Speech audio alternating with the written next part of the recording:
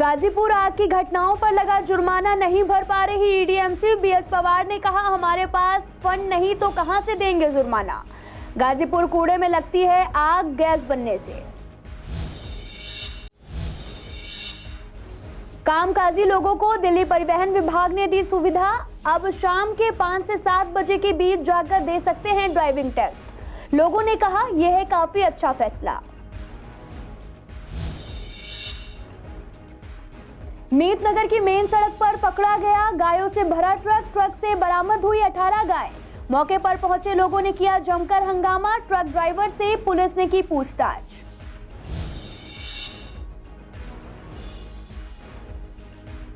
Shahdara flyover के पास की सड़क बदहाली का शिकार। पीडब्ल्यूडी द्वारा सीवर लाइंस के लिए खोदी गई थी सड़क को नहीं किया गया रिपेयर। एक्सीडेंट होने का बना रहता है खतरा।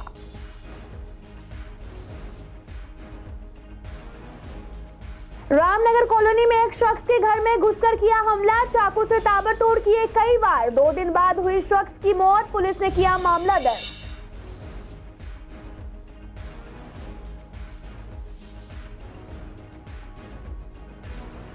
नमस्कार, मैं आपके साथ अंकिता पाल। आप सभी का पूर्वी दिल्ली खास में एक बार फिर से स्वागत है। रुक करते हैं खबरों की तरफ।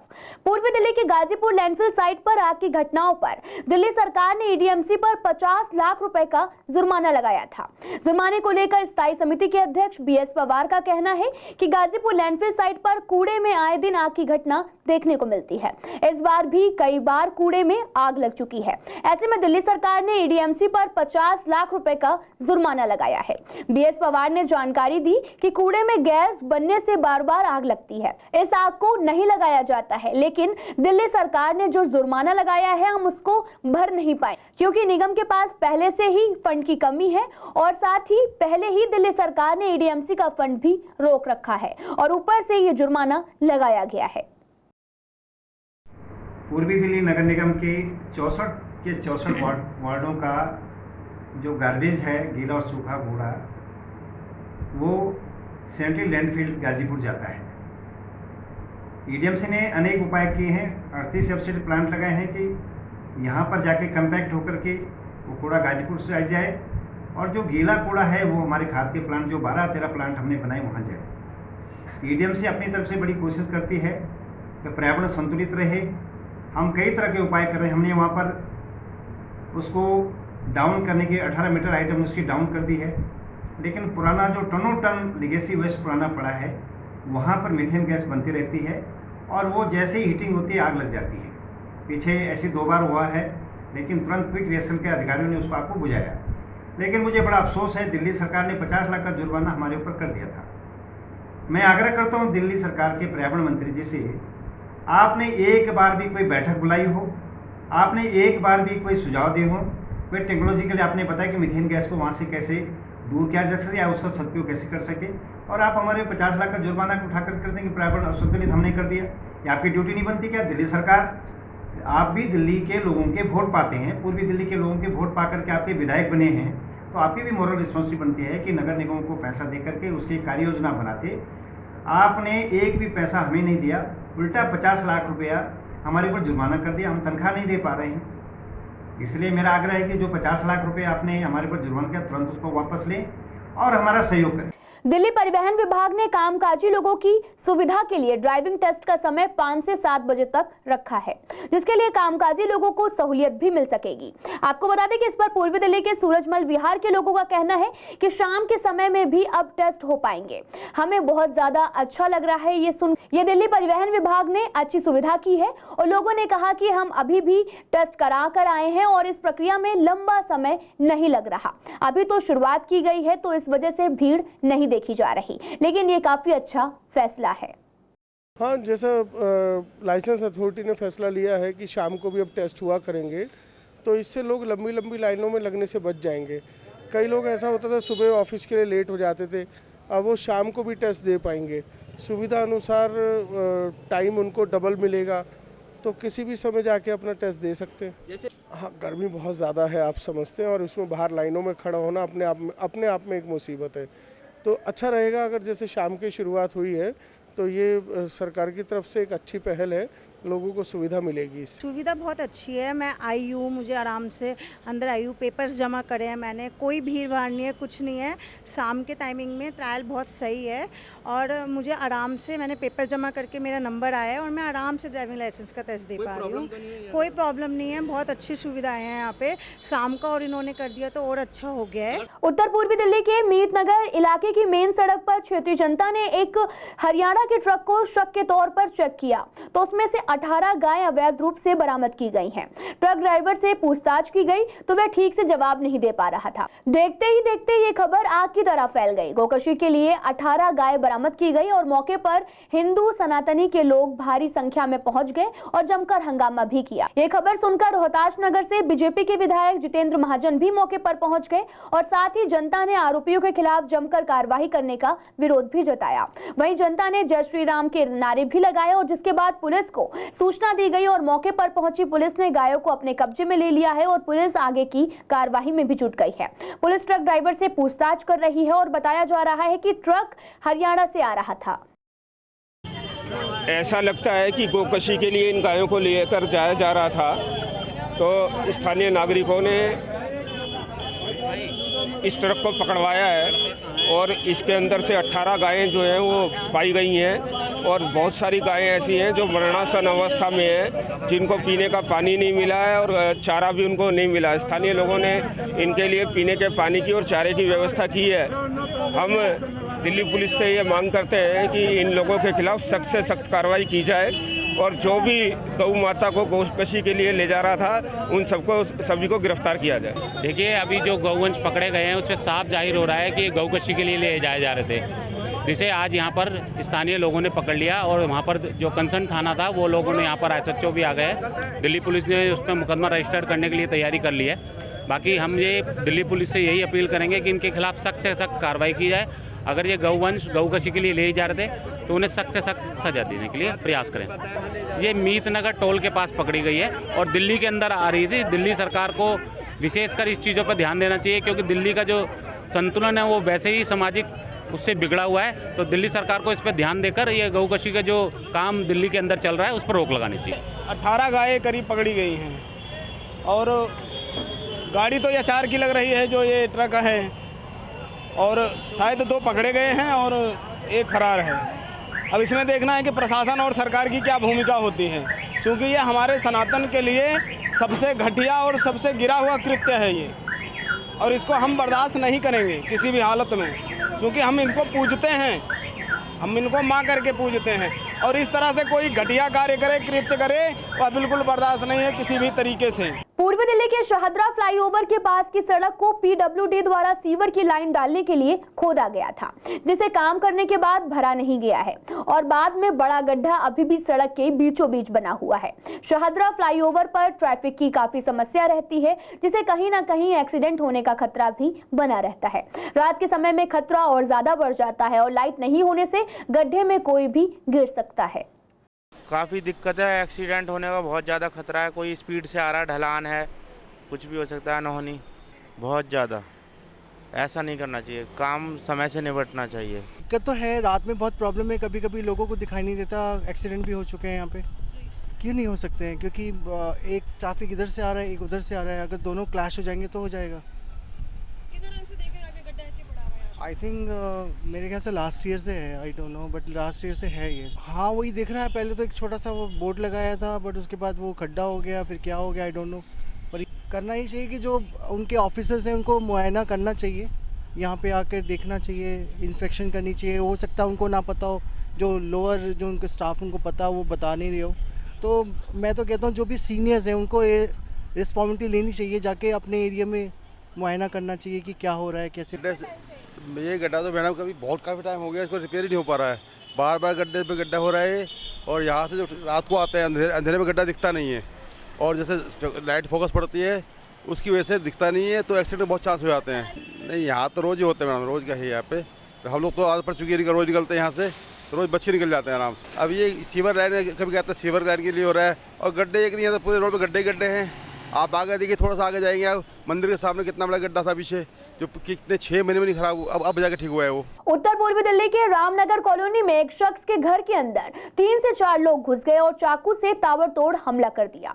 आरोपी मौके से फरार हो गए और जब रविंद्र गहलोत का परिवार उसके घर पहुंचे तो उनका बेटा खून से लथपथ मिला, जिसके बाद आनन फानन में उसके परिवार ने उसे अस्पताल में भर्ती कराया और परिवार वालों ने पुलिस को शिकायत भी दर्ज की है, लेकिन 2-3 दिन बाद उसकी मौत हो गई। 29 अप्रैल को पोस्टमार्टम कराकर शव परिवार वालों को सौंप दिया गया और उसके बाद परिवार ने रात के समय कैंडल मार्च भी किया।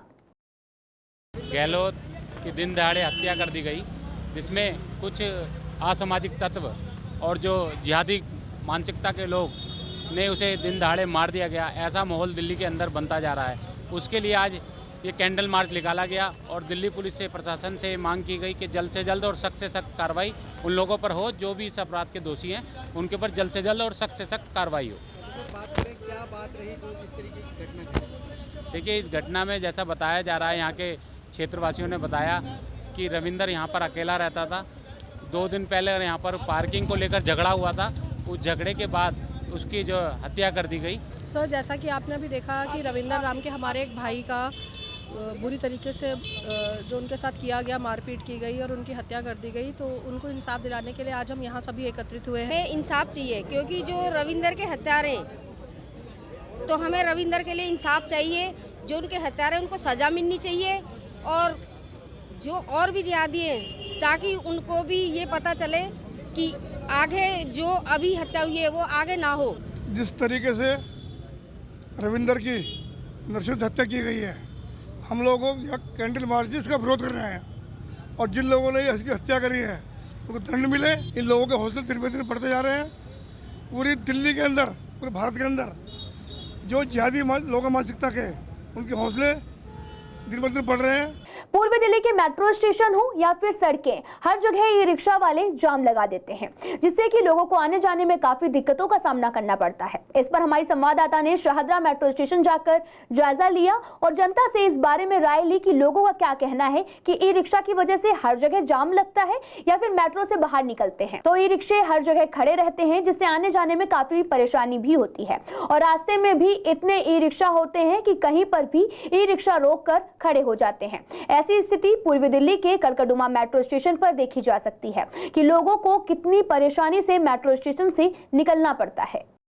सबसे ज़्यादा लगता है जी ये बैटरी रिक्शे की वजह से और ऑटो की वजह से और ये मोबाइल वालों की वजह से लगता है। यहाँ पे जी सुबह लगता है और शाम को लगता है, अधिकतर सुबह और शाम लगता है। 2-3 घंटे का जाम रहता है। बस जो ड्यूटी वाले हैं वो लेट हो जाते हैं। यहाँ पे अब दुकानें आगे बढ़ जाएंगी, फिर लोग बाग ये गाड़ियाँ बाइक लगा देंगे और लोग बाग जो है रिक्शे वाले भी आकर के रोड पे खड़े हो जाएंगे। जब दुकानें रोड पे आ गई तो फिर ये लोग बाग खड़े होंगे, हम खड़ेंगे। कभी भी आम डेली धूप में आदमी को 2 मिनट तो खड़ा मुश्किल है, डेली जाम लगा रहता है यहाँ।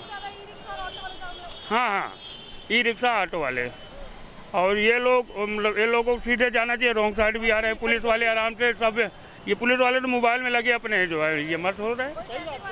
ना कोई नहीं रहता, कहीं भी पूरा का पूरा जाम लगा रहता है।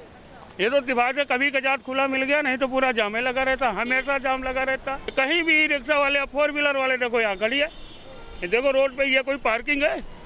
रोड पे सब लगा के खड़े हो जाएंगे। दुकान वाले इधर आगे आ गए, अभी इधर से तो जो है ये कस्टमर यहाँ बाइक लगाएगा। ऐसा है कि रिक्शा वाले जो है रास्ते में खड़े कर देंगे, ऑटो वाले खड़ी कर देंगे, जाने वाने में दिक्कतें। बात बहुत सही कह रहे हैं। हाँ जी सर, ना ही मेरा तो कभी नहीं कोई नहीं दिखाई दे, कर्मचारी कोई नहीं दिखाई देता। ये बात तो सही है भाई। कोरोना से बचाव के लिए सरकार लगातार वैक्सीनेशन पर जोर दे रही है ताकि कोरोना से काफी हद तक बचाव हो सके। साथ ही लोगों ने वैक्सीन लगवाने में भी बढ़ चढ़कर हिस्सा लिया। आपको बता दें कि वैक्सीन के साथ साथ बूस्टर डोज को भी प्राथमिकता दी जा रही है, लेकिन अभी भी बूस्टर डोज को लेकर लोगों के मन में कहीं ना कहीं कंफ्यूजन पैदा हो गया है। ऐसे में पूर्वी दिल्ली के डॉक्टर गौतम का कहना है कि लोग बूस्टर डोज लगवाने में कतरा रहे हैं, जबकि इसके काफी ज्यादा फायदे भी देखे जा रहे हैं। तीसरी लहर में 60 से ऊपर वाले लोगों को बूस्टर डोज लगी थी, उनका कोरोना से काफी बचाव हुआ है, इसलिए लोगों को बूस्टर डोज जरूर लगवानी चाहिए। देखिए, बूस्टर डोज जो है वो हम ये देख रहे हैं कि दिल्ली के अंदर बूस्टर डोज जो है उसकी बहुत अच्छी अभी तक पकड़ नहीं आई है।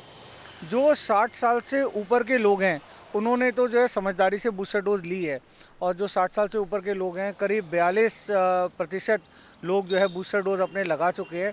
मगर जो उससे कम उम्र के लोग हैं कहीं ना कहीं उसमें अभी तक बूस्टर का जो है वो क्रेज़ नहीं आया है, और उसके अंदर अगर हम ये देखें कि 1% के करीब लोगों ने ही जो है वो बूस्टर डोज लगाया है, तो ये तो जो है वो बहुत ही ज़्यादा कम है।